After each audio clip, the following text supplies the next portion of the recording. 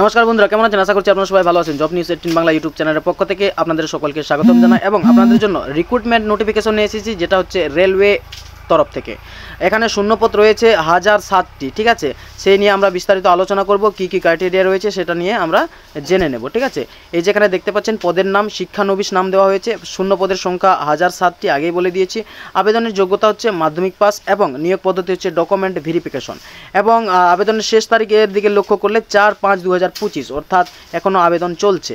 আর পদের বিবরণ নিয়ে আমরা আলোচনা করলে এখানে দেখতে পাচ্ছেন fitter, welder, carpenter, painter, turner সহ বিভিন্ন পদে আবেদনের সুযোগ রয়েছে।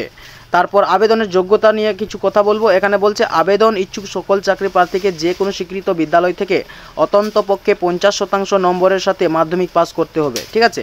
দ্বিতীয়তে বলা হচ্ছে এর পাশাপাশি ভোকেশনাল ট্রেনিংয়ের অন্তর্গত আইটিআই সার্টিফিকেট থাকতে হবে, এই কথা বলা হলো। তারপরে আর কী বলা হয়েছে সেগুলো আমরা দেখে নেব।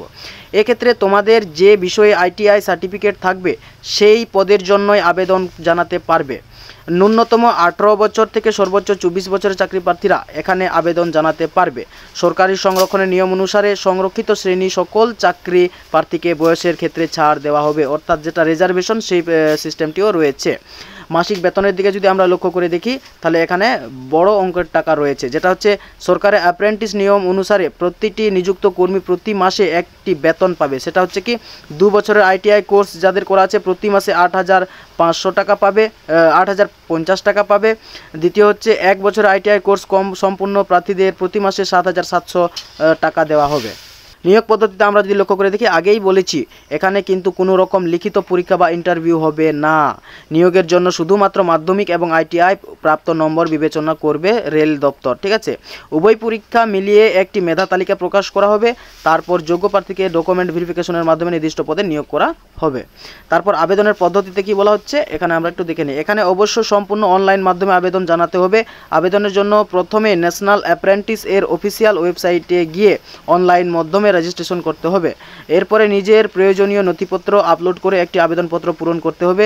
সমস্ত কাজটি অবশ্য 4/5/2025 তারিখের মধ্যে সেরে ফেলতে হবে।